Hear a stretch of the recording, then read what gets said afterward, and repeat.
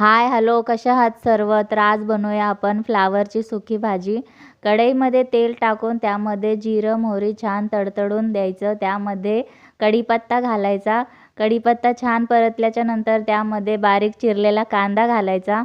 कांदा छान ब्राऊन झाल्याच्या नंतर त्यामध्ये टोमॅटो घालायचं आणि थोडंसं चवीनुसार मीठ, हळद आणि लाल तिखट, कांदा मसाला हे सर्व टाकून छान मिक्स करून घ्यायचं आणि उकडलेला फ्लावर टाकायचा.